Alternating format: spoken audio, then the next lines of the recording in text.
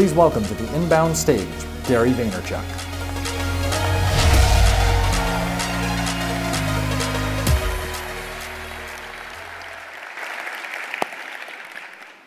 Morning. So I'm really excited to be here. I have a whole bunch to talk about, but first I'm going to ask you guys a question to allow me to figure out what direction I should go with my talk. How many people here are fairly familiar with me and my spiel? Raise your hand. And how many are not? Fuck. Bad start. Okay, that's kind of what I thought though, actually. So I'm going to give a little bit of my backstory. I apologize for a lot of the people that have heard this, but it creates such a context to the things that I believe in and I'm passionate about, and more importantly, I think will really round out the entire story. So I'll go a little faster than normal because luckily, and I appreciate a lot of you do know this, but since there's more of you that don't, I'll start with this. I was born in Belarus in the former Soviet Union. My family immigrated to the United States in 1978 when I was 3 years old. We lived a very, very, very ghetto immigrant lifestyle. I lived in a studio apartment in Queens, New York, a fourth of the size of this stage, and with 8 family members, including my crazy, crazy great-grandmother, so it was pretty intense. It was one of those things where my dad worked a bunch of side jobs and I never saw him. I actually didn't know my dad until I was 14 because he worked so much, he left before I woke up and got home after I went to sleep. One of the side jobs he got was in a liquor store in Clark, New Jersey, and he used to commute from Queens to Clark, and he was a stock boy. My dad's first 4 words in English were Budweiser, Mad Dog 2020, and Boone's Farm. So, you know, kind of great American dream stuff. My dad worked really hard and we eventually moved to Edison, New Jersey. I started my entrepreneurial career in Edison, New Jersey. I had 7 lemonade stands. Do you guys remember Big Wheels, those little bikes? You like those? I used to ride my Big Wheels around Edison, New Jersey and picking up my cash from my friends that worked the lemonade stands like I was little Tony Soprano or something. It was a good gig, good business, I did well. And then when I turned 12, I started my first really big business. When I was 12, I was selling baseball cards at the malls and convention centers. Baseball cards got really big around that time. I was making $2,000 to $3,000 a weekend selling baseball cards when I was 12 years old. I don't know about you guys, but when you have $30,000 in cash under your bed and you're 13 and you're not selling weed, you're doing a good job. So I was excited about that. That was awesome. As a matter of fact, in hindsight, I don't think I've ever been more rich than that moment. I mean, you really do not know what to do with that kind of money when you're 12. Bazooka's like 5 fucking cents. So that was that, and I was rocking, and I wanted to build the biggest baseball card business in the world. I wanted to open up 500 locations of baseball card stores. That was going to be my life. I was set. I didn't care about anything else. I didn't care about school. I didn't care about girls. I wanted to build this. That was it. That's who I was going to be. And then when I was 14, my dad ruined my life. I was getting ready for the biggest card show of the year. It was at the Raritan Expo Center in Edison, New Jersey, $1,000 table. It's like the thing. I prepaid for the table. I'm getting ready in the morning. I'm pricing my Ken Griffey Jr. rookie cards. I'm super pumped. And my dad walks in and goes, "You're coming to work now." And I'm like, "Dad, I think you're mistaken. I got the biggest show." I'm not sure how many of you up in the rafters have Soviet fathers, but I lost that argument. You have a Soviet dad?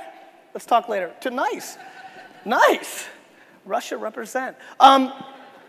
So I lost that argument, which was devastating. We lived 45 minutes from the liquor store at that point, so I cried the entire way down.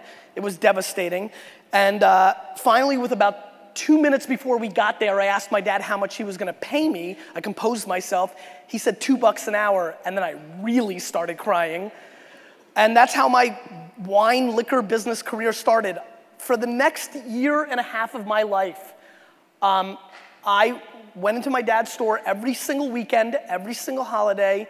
I walked directly into the store and went directly into the basement and bagged ice for 13 hours a day for $2 an hour. It sucked shit. How many of you have seen the movie The Goonies? Please raise your hand. I was like Sloth from The Goonies. I was chained to the basement. By the way, I'm devastated. Cindy didn't sing the Goonies song, did she, the other night? Crap. Anyway, side note. I hated it. I wasn't your normal teenager. I didn't care about liquor and beer. I just didn't. And finally, when I was 16 and finally allowed upstairs, something very interesting happened. Probably the reason I'm standing in front of you. It was a normal Saturday kind of summer day. The Wine Spectator had just named Caymus Special Select 1990, the Cabernet, the wine of the year. And every single person was coming in and asking for it. And after about 20 people coming in and then leaving because we didn't have it, I decided I was gonna take a back order. We didn't have a back order system in the store, but that didn't matter because I was going to school on Monday anyway, so I wouldn't have to deal with the aftermath. And so I said, the next person that comes in, I'm taking a back order because this is ridiculous. Guy walks in, do you have the Caymus? No, sir. I'm like, how many, let me take a back order. He's like, sure. I'm like, your name, address. I'm like, how many bottles would you like? He says, I'll take 6 cases. I said, oh shit, an alcoholic. I go, 6 cases? I go, are you having a party? And he said, no, I collect wine. And that was it. Because I was so passionate about baseball cards and sports memorabilia and all that stuff, that connection to me was humongous. I was like, I remember, do you know when you like hear a song or smell something, you can like literally like rewind in your mind to a moment? As I'm telling you this, I don't know if you guys can zoom in, straight goosebumps. I literally remember that moment so vividly. I was standing in the middle of the Chardonnay section in my dad's store, and I remember saying to myself, Wayne Gretzky, Michael Jordan, Ken Griffey Jr., Silver Oak, Caymus, Opus One, same shit, I can do this. So I literally took all my effort of learning about like statistics and sports and that, and started learning about wine, and decided I wanted to build the biggest wine businesses, blah, blah, blah. Here's where the story starts mattering for you guys and makes it worthwhile for you guys to be here this morning.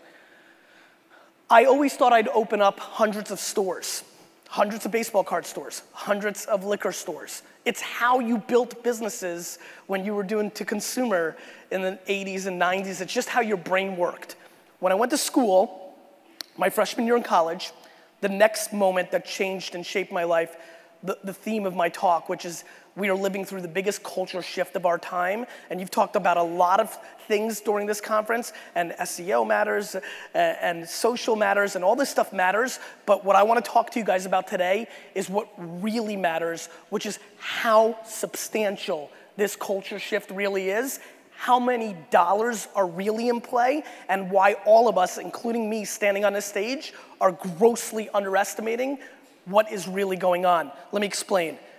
I was playing Madden 94 against my roommate, dominating him, by the way. And my friend walks in and goes, you have to come and see this. I am standing in front of you as somebody who's made a lot of money and been successful and continue to hope to be successful around technology. But I stand in front of you here today, and I want everybody to understand this. The only reason that I love and adore social media is because it sells shit. Let me say that again. The far majority of what I'm going to be talking about for the rest of this keynote is gonna sound very, very, very, very Mother Teresa, and I am not that. The reason I'm doing this is because this is where I think the cash is going. The reason I believe in this and put all my effort into it is this is where I think the customers are going, that I want to tell my story. I don't give a rat's ass about fucking Facebook, Twitter, Tumblr, Pinterest, Instagram, or any of that horseshit.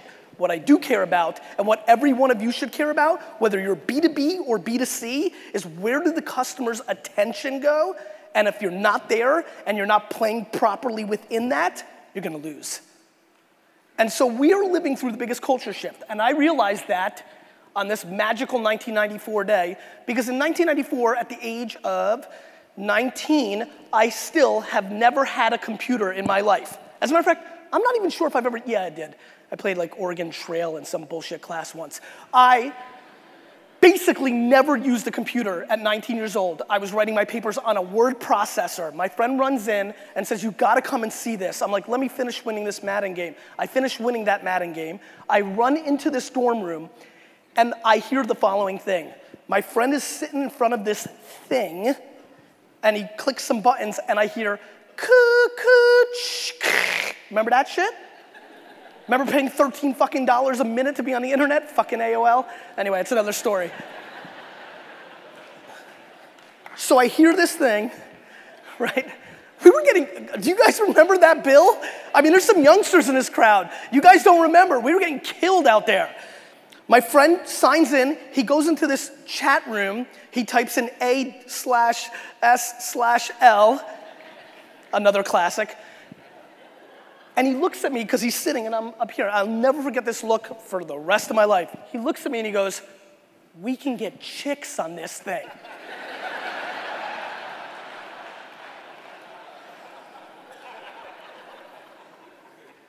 And as long as I let the pause just happen now while you were laughing, because that made me feel really good, by the way, thank you, was about as long as I paused before my brain said, I can sell shit on this thing. And that was it. My life changed again, right there and there. I waited like 7 hours after every person sat down and tried to get chicks and thought they were getting them. And it was like 3 in the morning and I finally got to sit down in front of it. I had no idea what I was doing, but somehow I found a baseball card forum within AOL. And it was just very obvious to me that this is what was going to be the game changer in my life. I started like reading about the information superhighway and all this stuff. The internet was here and it really fucked with my brain. And I realized right then and there, I wasn't gonna open up 600 liquor stores. I was gonna do something on this thing. I launched WineLibrary.com in 1997. My dad's liquor store was called Shoppers Discount Liquors. I didn't want that. I wanted a brand, I wanted to build something, and I launched WineLibrary.com in 1997. I went on to run that organization from 1998 to 2004 or so, 2005, day to day. In that 5 to 6 year span, I took it from a $3 to a $70 million business, and I did that strictly on one thing, innovation. See, I launched Wine Library's email service in 1999, but I didn't realize it. What I knew was this. When I think about sports, which is something I care a lot about, especially football, which makes me sick that I'm here this weekend in the precursor of the Jets and Patriots season, but we'll talk about that another time. I really hate the Patriots, I'm sorry. I'm sorry. Yeah, I know you guys know. I really hate the Patriots. All right, break out of it. So what I know is this, that when you think about where the business world goes, you've got to innovate, and we're living through a huge innovation platform right now. I launched my email service in 1999 without realizing that it was an email service. Here's what I knew. Like the sports reference, speed kills, right? Speed kills. And what I understood was that my competitors were putting out catalogs once a quarter and sending them into the mail and letting people buy wine that way. Or if they were really innovating, they were faxing their wine offers. Remember that thing? They were faxing their wine offers to their clients. And then there's this email thing. Do you guys remember the first time you found email? I want to take you guys back to that moment. We loved email when it came out. I remember looking at it and saying, wait a minute, I'm never going to write a letter again. I'm never going to buy a stamp. How's the post office going to stay in business? Subsidized, but that's another story. But that was a game-changing moment. I know for a lot of parents in the crowd here, your kids went to school, that was the first time you got to stay in touch. I mean, this was a game changer. We loved email. How do you guys feel about email right now? We hate it. You know why? And this hurts because I'm standing on stage as a marketer. I know we're talking about the love of marketing. Let me make one statement. Rafters, pay attention. Especially that dude all the way up there. Dude, pay attention to this fucking statement. You ready? Marketers ruin everything. It is what we do. It's what we do. We ruin everything. It's our job. We see something shiny and we squeeze the fucking shit out of it until we can get as much cash into our pockets. It's how we roll. And that's fucking great. I just want to make that statement right now so you understand that everything I'm going to be talking about for the next 45 minutes, everything I'm going to be talking about for the next 45 minutes has about a shelf life of about 36 to 48 months gut feel, because we're going to then ruin everything I'm about to talk about, and then we'll find the next thing. Google Glasses will come out. We'll start fucking with that shit, figuring that out. You know, it's all going to happen, right? But everything I'm going to talk about right now will be ruined by us collectively, and that's just the way it is, and that's fine. Now, speed kills. So I launched the email service, and it was great. I launched it. It was the weekly wine library email service. And you know what happened? I sent an email. I started collecting it. This is 98, 99, 97. You do not realize how far we came. This is how it worked. People would walk into my wine shop. You have any of this? They did great. I'm like, you should join our email service. Oh yeah, cool. I think I just got one of those. Great. What's your email? Pen and paper, pay attention. What's your email? I think it's AOL@yahoo.com. I mean, that's where we were. Lucky for me, Wall Street was fairly early with email. We were in a place that was very close to that, so people actually had emails, but it was really crazy. Like, people didn't really know, but here's what I know. We hadn't ruined email marketing yet, so my open rates were up. My open rates were like 86%. I mean, like, stuff that you can't even imagine. Go look back at 1994 banner ad click-through ratios. When you have time, you'll see numbers like 87%. I mean, if you're like 0.87, you're a genius now. Like, I mean, think about that. So like, marketers ruin everything. That's great, and that's what we do. But my email service really mattered. And at first it was the weekly email service, and it was great, and it did tremendous. And people would open it and buy it. And then I got smart and said, you know what? I'm going to do this, the bi-weekly email service, right? And so we did that, and that worked. And then I did it every day, 5 days a week, and that worked. And that kind of is the way we stayed for a while, and our sales exploded. And then one day driving to work on a Saturday, I said to myself, people open email on Saturday, right? And so we did that, and that worked. But then you have the diminishing returns. See, there's something really interesting going on right now in the world that not enough of us are talking about. You've spent a lot of time during this conference, and you spend a shitload of your time thinking about customer acquisition. We think about customer acquisition in a B2B or a B2C world at enormity. And when you think about some of the sites that have been successful in B2B or B2C business, their acquisition is great. The tool that is the foundation of this conference is unbelievable. The tool is getting better and better, and the release that just came out, ridiculous. The tool is phenomenal. But with all due respect to HubSpot, if you guys suck shit at using it, you're not gonna go anywhere. People talk about what's the ROI of social media all the time to me. What's the ROI? Let me ask you guys a question. What's the ROI, getting to the tool conversation, what's the ROI of a piano? Let me explain. The ROI of a piano to me is jack shit. Zero. I don't know how to play it. I don't know what to do with it. Nothing.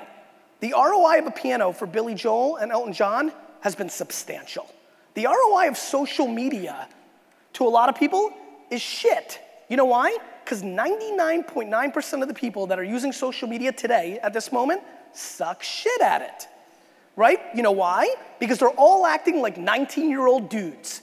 If you look at how businesses and how so many of you, and I've been watching you and you're looking at the hashtag, some of you are using social media, you're trying to close on the first move. That does not work. And so when you think about what's going on in the marketplace today, it's a very interesting time because so many people are focusing on customer acquisition and they're not focusing on the game that we should all be paying attention to. Because if you've been listening carefully over the last 3 days, or more importantly, what you've been doing for a living, customer acquisition in an internet world where we can follow everybody doing everything is starting to get mapped. And when you start understanding what banner retargeting ads are doing and how efficient they are to build up lists, if you start understanding why Zynga or Groupon or Living Social or Guilt Group, why they happened so fast, a lot of it has to do with customer acquisition, the science, the quant of that being mapped. Where I think the huge opportunity for every person in this room is not customer acquisition, because I promise you, It's going to be a bigger commodity in 5 years than you think. The game for everybody in this room is the game that's always been the game, but it's super not sexy, it's not really fast, and nobody really wants to do it, which is retention. Retention's the game, my friends. The game in business is not how many customers you can get, it's how many you can keep. The game for me is not acquisition, it's lifetime value and the percentage of wallet that I get from that person. We are thinking about things in a very American way. More, fast, want, and it's great, and I love it, and that entrepreneurial spirit really matters, but I'm telling you right now, there are way too many data nerds that are really fucking smart that are figuring this shit out. I knew my goose was cooked a couple years ago when I'm the best wine marketer in the world at the time. I don't fucking care if you felt like that was an egotistical statement. I was the fucking guy, right? I could write an email and fucking sell and crush and kill every time and was dominating. And then one of my developers came in and said, Gary, I think if you make the add to cart button orange instead of blue, we'll get a huge lift. And I was like, fuck you, nerd.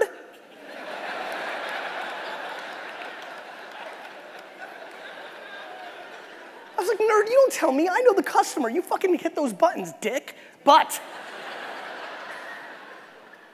you guys know what happened. Fucker was right. Pissed still.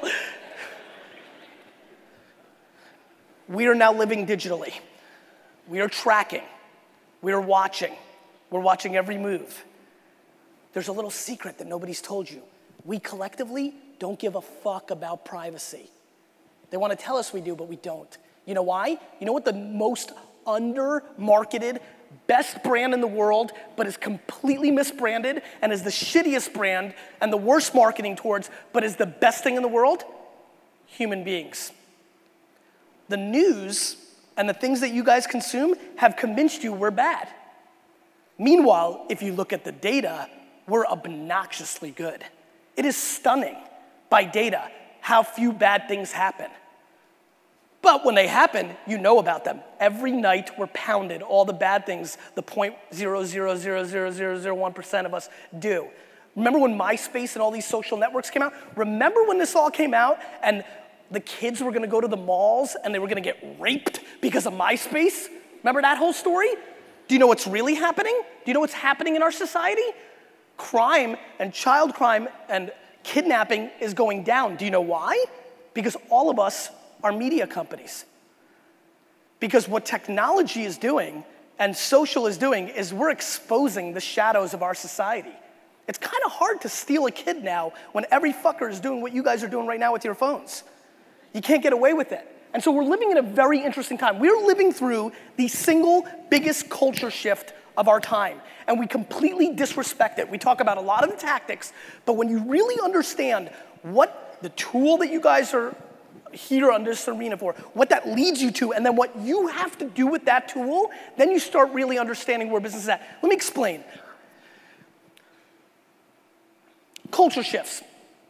How many people here, by show of hands, have reconnected with somebody that they had not talked to in 5 years because of Facebook? Raise them, don't get lazy. Almost everybody. How about 10 years? Look at that, almost everybody. 20, give it to me. Guys, 70% of this room has reconnected with another human being that they had not talked to in over 20 years because of the growth of social media. Let's also take this moment to understand right now one thing. I hate the word social media. Hate it. You know why? Because it confuses people. Remember when we called all this shit Web 2.0 6 minutes ago? We need to call things because it makes it easier to talk about. I'm cool with that. Where I'm concerned about is all the people that are debating if social media is good or worthwhile, or most importantly, and all of you are thinking this, and I get it, is it worth all the time? Because the thing with social is, if you want to do social right, there's no automation. There's no auto retweets. There's no auto DMs. There's no automation. Social is human, so it takes time. Humans' time is expensive. So then you start debating the ROI. I get it. But to debate the validity of social media is nuts because the word social media is only a word that is referencing the current state of the internet. To bet against the internet in 2012 is a really, really bad idea. I don't think anybody's walking around. And you know what's nuts? Is anybody willing to, today, is anybody willing to stand up right now? This would mean the world to me.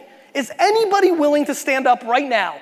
Honesty is the greatest thing on earth. You're not gonna wanna say yes to this, but I'm setting you up. Is there anybody in the house that is willing to honestly stand up right now? And I want you to stand up. That remembers saying the following thing in 1996-7. This is gonna be tough, but if you said it, please, because the truth is the greatest thing in the world, please stand up. Who here between the years of 1995 and 1999 said that the internet was a fad? Stand up. Holy shit, I found him.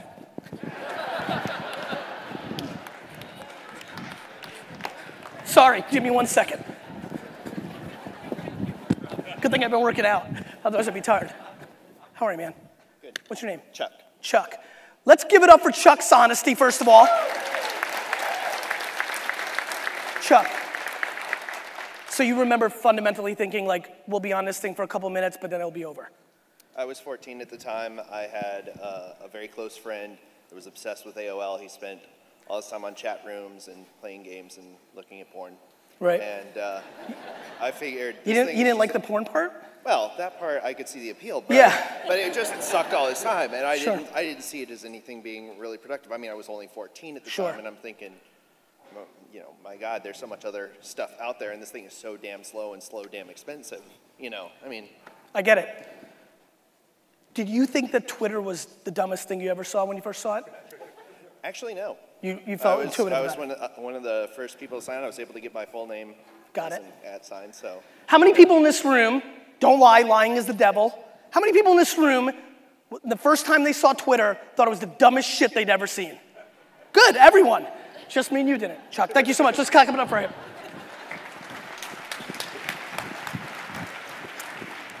I need to get a belt. Here's why you all thought Twitter was the dumbest shit you ever thought. Because you're marketers and you're business people. And you know what we do when we look at things? We looked at Twitter and we said, wait a minute, who gives a fuck if I'm eating a pizza? Right? You looked at Twitter and you said, that's the dumbest thing I've ever seen. What am I gonna say?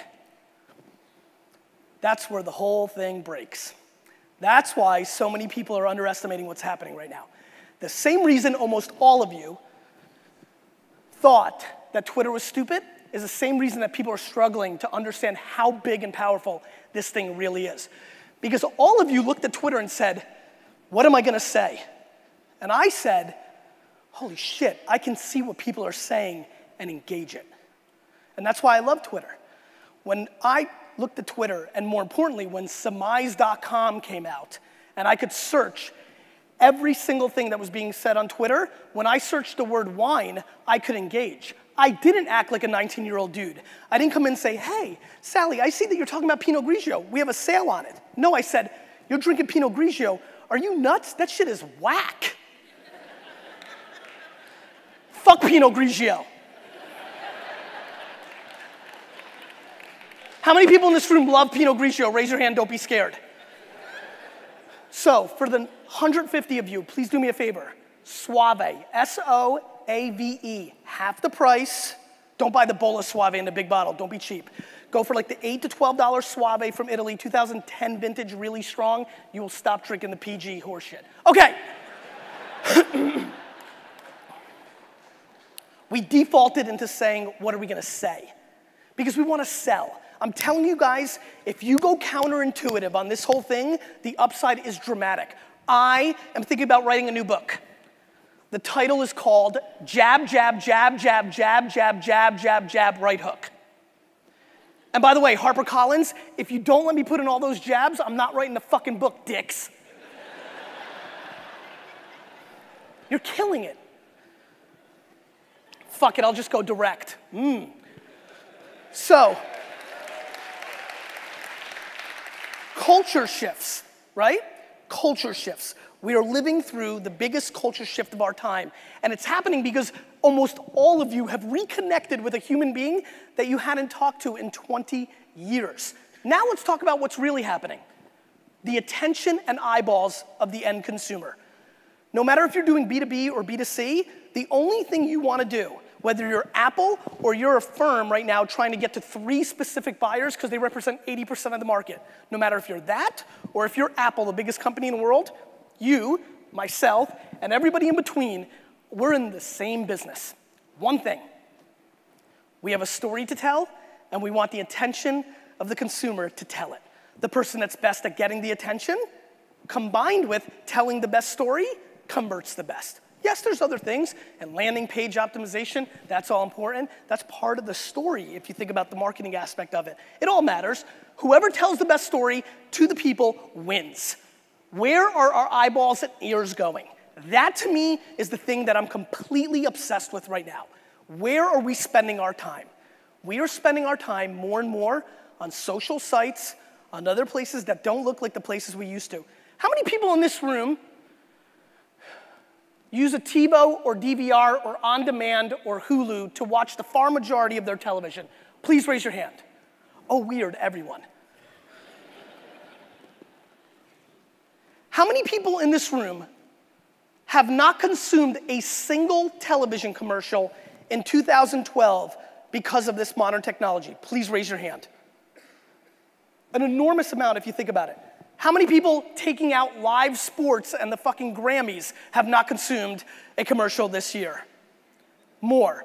Meanwhile, the far majority of my clients at VaynerMedia are spending 80% of their budgets, tens of millions of dollars, on reaching you through commercials, yet you're not consuming them. How many people here do direct mail for their business? Please raise your hand. It's good, I do too, don't worry. Raise your hand. I always find this to be a funny question because a lot of people do it, but every time I ask it, you should have seen what just happened. How many people here do direct mail? And this is what I saw.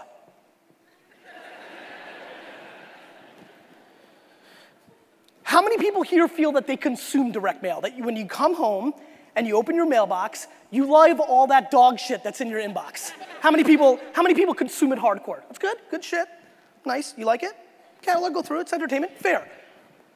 When you think about the cost of that delivery, or more importantly, my favorite example of traditional marketing versus new marketing, how many people here are really giving thought to the one thing that I think Oprah Winfrey is most right about in the entire world, which is, when you leave here today, do good old Gary one favor. A lot of you are gonna be traveling home, a lot of you are gonna be traveling back to your apartments. When you're driving in the cab or your car, I want you to look at 4 people while you're driving. While you're in the car, remember this keynote, look at 4 people while you're driving. I guarantee 2 of them are texting. It's dangerous out there. I have not driven this carefully in a long time because I'm really paying, I feel like I'm 17 again. I'm really paying attention because 2 of them are driving. So, in a world where 2 out of every 4 people that are driving are clearly texting while they're driving, why are we spending billions of dollars on outdoor media? Guys, we're living through culture shifts. People are not looking at billboards. They're not even looking at the fucking road.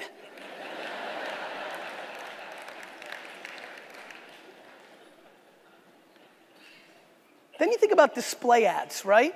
You think about the ads. Do you know that there's an interesting study I'm looking at right now? I hate to quote it because I haven't done all the homework, but the basic thesis is if you're 24.6 years old, you basically are struggling to see the right side of a website because that's where the ads have always been. You've fundamentally trained your body to not see it, right? And think about, I think a far majority of people here are doing some sort of SEM or display advertising or have played with it or have seen it. Think about what are the accepted click-through ratios. You know, could you imagine living in a world where less than 1% was considered fucking awesome? Fuck, right? But they work and they bring value and I get it, but when you start thinking about the movement right now to native ads, integrating it to the things that BuzzFeed is talking about, share through, we're living through a very interesting time. We only care about breaking through and then telling our story. And here's what's happening. Here's where it all ties in. We are living through a stream economy. Every person in this room and more of our customers are now living through a world where they do this. And it's fast. And it's hard to tell stories there. And all of a sudden, micro content really matters. All of a sudden, being in this room and understanding that if a video on Facebook is over 10 seconds, it doesn't do as well as if it's 9 seconds. That shit's gonna start mattering. Because here's the most important picture I wanna paint you. When the television came out, Barbie put out a commercial. One of the first commercials. You know what the commercial was? It was the dude that was doing the radio ad, sitting in front of a camera, reading the radio ad. That was it. That was the commercial. You know why? Because there was this huge culture shift and there was a new platform, and what they did, rightfully so, because it's what we do, is they put what they thought worked there onto here and figured it worked. Clearly that has evolved.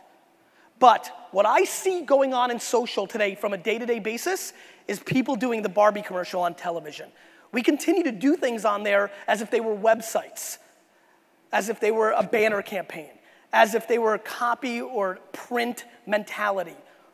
And we're living in a world where we're living in a stream economy, whether it's Pinterest, which is a little more like this, Facebook, a little bit more like this, Tumblr, Instagram. We're living through a speed place where we want to tell our stories. And so how do you break through? 2 ways. Tremendous understanding of micro content and what that means and where that's going. But number 2, the thing that I love the most. If content is king, and we've all heard that, context is God. The word that every person in here is going to care about over the next 10 to 15 years is context. We are now getting more data on people than ever before. You know why? You've all reconnected with people that you hadn't talked to in 20 years. You know what they're saying on Facebook? Snickers are delicious. We've all agreed that the music industry has been disrupted, right? We've all agreed that. You know, you don't buy CDs anymore, you buy one song at a time, you don't buy in bundles. Disrupted. Napster, iTunes, disrupted. We all, based on what I said about my next book, you guys reacted, we can all agree that publishing is on its way to being really disrupted, right? Direct to consumer, on your iPad, your Kindle, disrupted. The one thing I implore you to think about on this talk, the one thing I beg you, and I'm gonna sit down, because this is a very big moment. This really, really, really, really matters to me. And if I can get this across, then we've won. The one thing that we are not talking anywhere close to enough about is that communication has been disrupted. The way we communicate as human beings has been massively, fundamentally disrupted and changed. There are grown-ass men in this room that texted in the last 24 hours the following thing: OMG.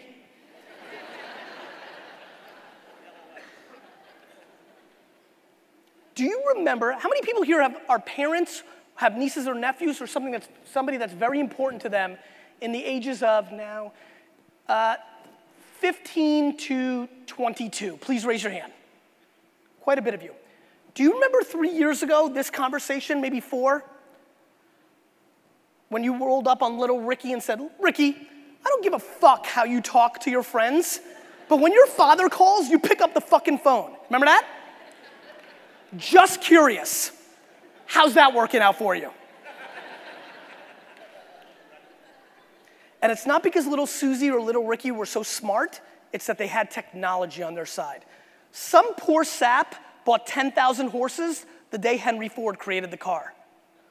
Technology doesn't give a fuck about you or me. It's just gonna continue to move and change. And we are living through the biggest shift ever. Let's talk about B2B for a second. We are now living in a world where you could figure out exactly who you're looking for to sell to by going into LinkedIn. Now, because of the way LinkedIn has been evolving, though it could change a little bit with the way Twitter's evolving, you have a great opportunity to actually see who the person is in real life. See, we have data, and you guys have data on business, on who people are as a customer. You know what they spend. I know a shitload about you if you're a wine customer of WineLibrary.com from a wine standpoint. I know that you drink fucking Pinot Grigio, right? I know you do X, Y, and Z. I know your average spend and where you live, but what I don't know is who you are. See, what Facebook did was it mapped the social graph. But if you're paying close attention to what Tumblr and Pinterest and Instagram are doing right now, they're starting to map something that I think a lot of us are gonna be playing in over the next decade, which is the interest graph. My friends, I'm telling you right now, the interest graph really matters. Here's why. You can know a whole lot about me, but if you know that I love and live for the New York Jets, then you have a much better chance of selling me. And so anybody in this room who's a salesperson or has sales DNA knows the more you know about the person, the better shot you got. It's why you take them to dinner. It's why you take them to the ball game. It's why you do those things, that face-to-face time. But now what's happening is we're living a digital life. We're sharing more things on the phone and to the public than we ever did before. We're saying things on the social web that we would have never picked up the phone and called our friend about. Nobody in this fucking room picked up the phone 10 years ago and said, Pinkberry yogurt's delicious. But you're all doing that now. And what that does is creates context on who you are and what you like. And if you use that, I mean, to think about how to do business in a B2B world today, it's so fucking easy. Jesus, you go to LinkedIn, you find out who the fucker is, then you find them on social, you watch what they like, and you reverse engineer the whole thing. It takes 8 seconds. Let's do it. I mean it. It sounds ridiculous and sounds fast, but it's actually the way it's doing. We, as a B2C retailer now, we're trying to map every single person's Facebook and Twitter account for our wine library customer base for one reason. We want to know who you are so that we can jab, jab, jab, jab, jab, jab, right hook you. We just sent somebody tickets to a barbecue festival in Kansas City because we knew that he liked it. The end. The tickets cost me more than the profit I've made on him so far. But guess what? Knowing from other stories, he's about to tell 437 people about it. And you know what that's called? Customer acquisition. Because what I like to say is something, I love this saying. I'm curious if this is gonna be the most retweeted one. I set that up. I really like this though, it capsulizes exactly how I feel. As our world goes more Jetsons, the business people, the marketers in business in this room that act more like the Flintstones are gonna win. See, what I know looking at all your pretty faces right now is that every one of your grandparents was more prepared to be successful over the next 20 to 30 years than you are. You know why? Because they really gave a fuck. And you know, wanna hear some bad news? You don't. You don't. You do, but you don't. You can't help it. As much as you think you do, you don't. Because effort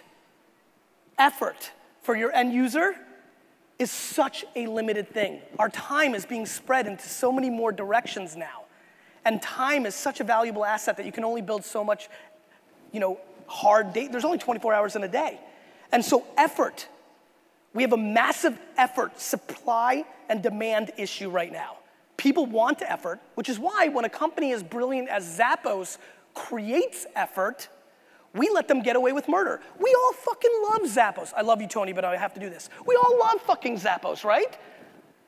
Nobody ever talks about that Zappos is far from the best price. I mean, we love price. It's why Walmart and Costco and all these things work, right? We live on price. But because they give a fuck, we're willing to pay more. Oh my God, they ship us stuff back and forth. No shit, dick face, they're charging you for it. But you love it, right? You love it, and that's great. That's great marketing, that's great storytelling, that's great execution, and they found what people cared about. We're willing to pay more. I mean, I've literally had people tell me they're much happier to play. This is a true survey that we did for Wine Library. People are happier to pay more in total in their wine for the year, more in total if we charged them more and gave them free shipping. Want it. And I'm like, fuck you, why? But they want it. Good, we'll give it to you. I mean, that's what's so interesting. Understanding where market shifts are going, what they care about. Let me give you a free shipping story. Supply and demand, culture shifts. I did free shipping for the first time in Wine Library in 1999. It is still one of the biggest days in Wine Library history. We are 15x the size of what we were back then. But in 1999, free shipping from an internet company was rare. It caught people off guard. We sold so much wine over that 8-day period, I felt like people were buying wine that week like they thought the cure was inside of these fucking bottles, right? I didn't sleep. Me, living in the thank you economy back then, had an interesting moment. Some guy bought a bunch of wine, and in the comment section, my guy in the order department did a great job. He knew I cared about things like this. He said, in the comment section, he said, thank you for doing this. This is incredible. I just bought this wine for my daughter's wedding. Me living in the thank you economy back then, call him and say, Jim, thank you so much for the order. Can you please tell me the date of the wedding and where it is? I've got a really special bottle of champagne I'd like to send for you and your daughter to enjoy. He replies, oh, no, no, no, no. My daughter's 12, Gary.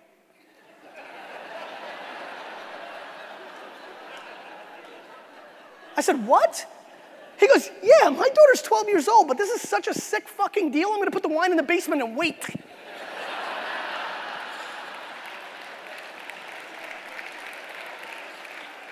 Now, we're all so collectively spoiled, we don't buy shit unless it is free shipping.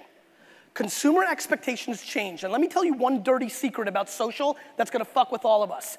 If you don't give effort to your customer, you're gonna lose. You know why? Because of social and because it's scalable. Effort is much more scalable on the internet with these platforms.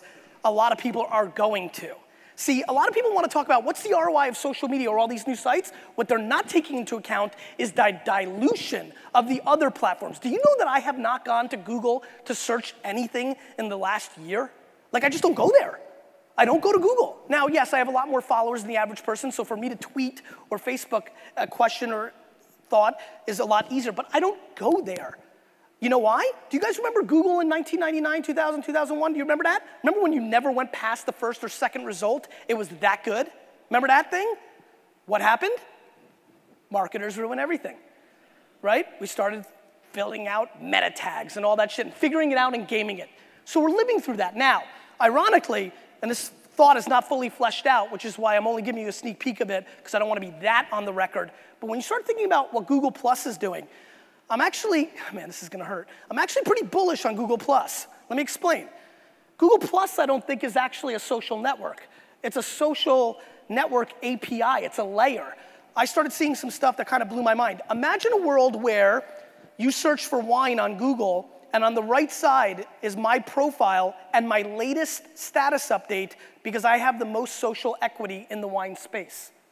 So we're living through a place where things continue to change. And what I know is this, humans like to buy from humans. We want to have a relationship. You have to care about the end user because somebody else is going to, because the tools are being put in place through amazing SaaS products like we've got here and other things out there, just the public data. The data is now out there for the first time to be able to have a relationship with the end consumer. And it really, really matters. And more importantly, understanding who you're selling to matters more than ever. We are living through a time, right now, right this second, where innovation is happening so fast. I don't know if you guys saw this, but the travel websites, the top travel websites, are now getting more traffic on their apps collectively than their websites, and that's mobile and .com together. What does that mean? That changes the game. I mean, we're living in a world where this thing is the precursor to the robot that we were all promised. Remember that robot that was gonna clean your room in the 80s? This thing is now that. What happens in a world where we're paying for everything with this? What happens in a world where the kind of apps that are gonna be built are gonna be on the technology of this? For example, here's where I think innovation's going. I wanna lose 10 pounds. I'm gonna have an app that's gonna help me to do that, and when I have to go pay for something at Burger King because I'm running through the airport and I'm hungry, when I go to pay, my app's gonna tell me to go eat a fucking salad.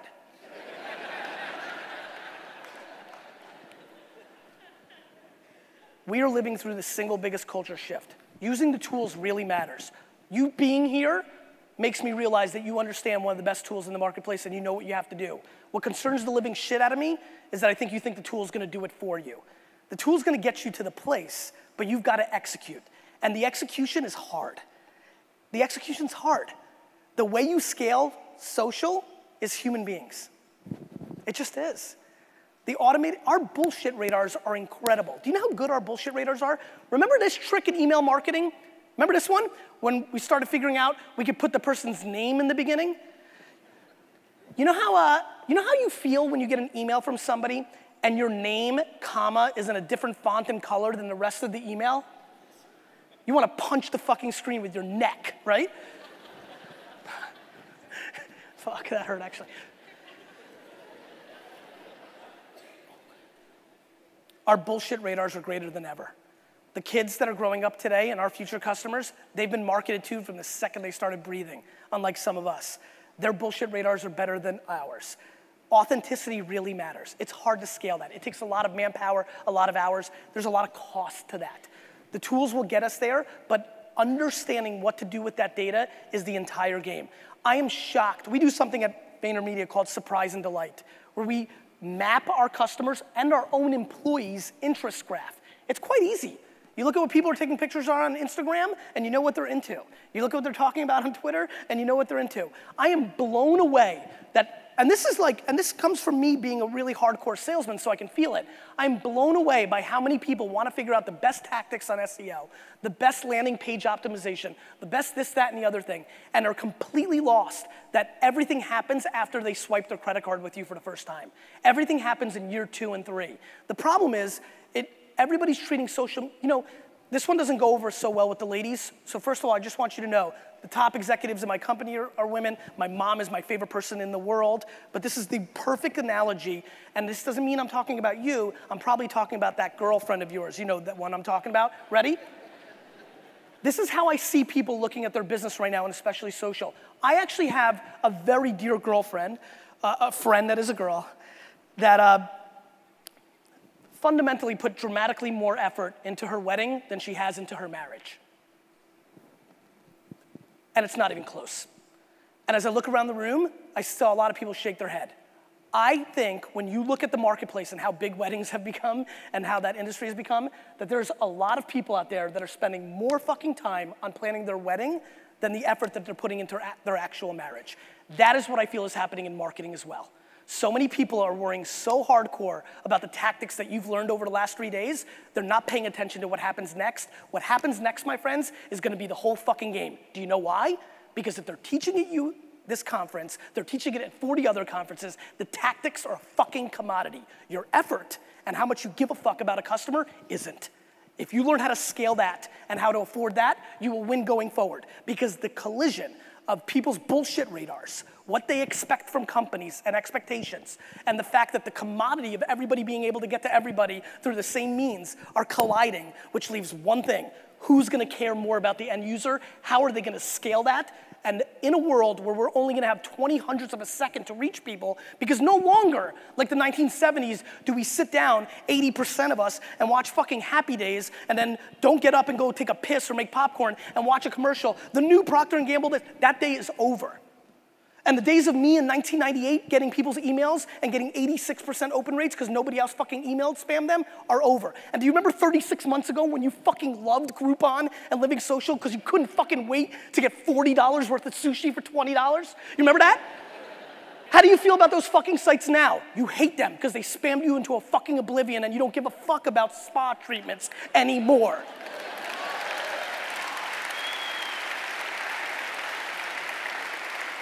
So as awesome as that feels, and as much as we clap it up, you're doing the same shit in your business, and so am I. We're doing the same tried and true, it's converting, we understand the math, but what we never look at is the diminishing returns. See, life's funny, right? You see something happening and you're like, that's a terrible fucking move, right? Because we don't know what would have happened otherwise. You just don't know.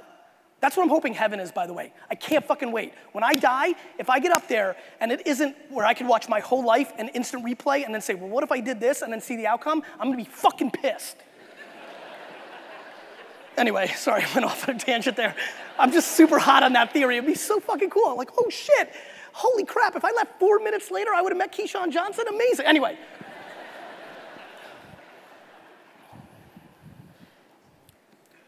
You know it's working because you're looking at the data. But the data, my friends, is the post game. Intuition and common knowledge of what consumers want and what you want as a customer imposed into your business really matters.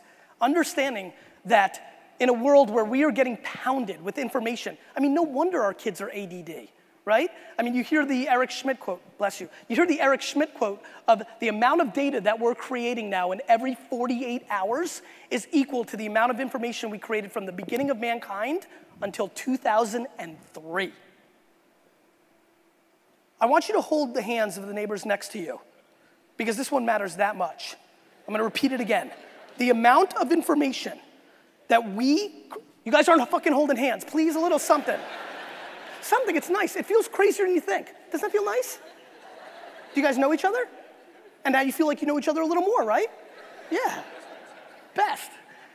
The amount of information we created from the beginning of mankind, when we were fucking pounding dinosaurs, the beginning, until 2003, which was like 16 minutes ago, that collective amount we are now replicating in every 48 hours. So what do you think is gonna break through? Your fucking landing page? Yeah, it is. At times, if you know the funnel and you're this, that, the other thing. But I'm telling you, with all my heart, it is a clear indication. If you pay close attention to what's working, you've got to build a brand, otherwise it's a tactic. You've got to build a brand, otherwise it's a tactic. And the brands that are gonna survive going forward are the ones that are behind the backbone of effort. Because all the other stuff that you talk about and all this other stuff that this conference has been about, you're gonna do it anyway. You know why? When push comes to shove, we get desperate and we start converting. I'm just trying to shift you a hair. Just give me a fucking inch. Give me something. Because I'm telling you, the residuals that are tremendous. Now, what's really most interesting to me is that we can now track it a lot better. In 2001, it snowed in New Jersey on December 23rd, which was one of the busiest days of the year. Typically, December 23rd is the busiest day of the year in a liquor store. And a woman called us, we just started shipping, and her case of Beringer White Zinfandel wasn't delivered. First of all, I appreciate the people that know what Beringer White Zin is, good job.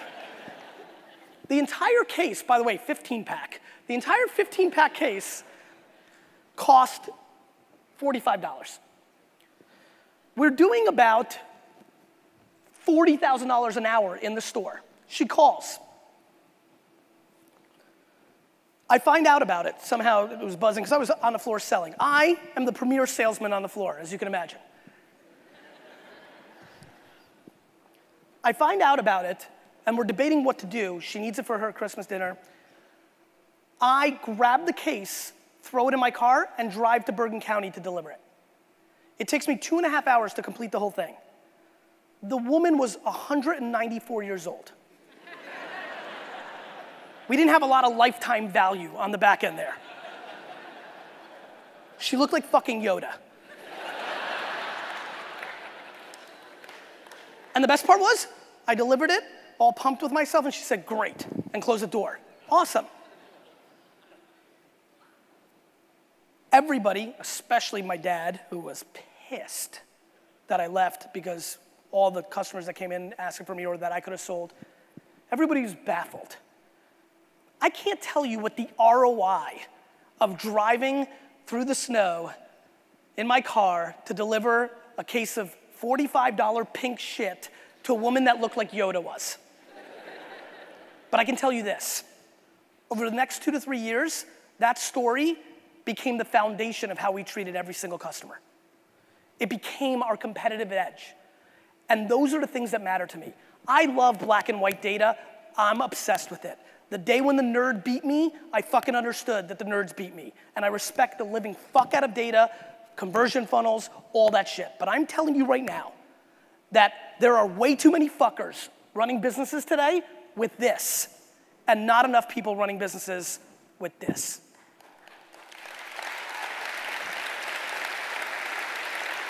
And again, I swear on my life, I am not Mother Teresa, and I far from run my business just on this.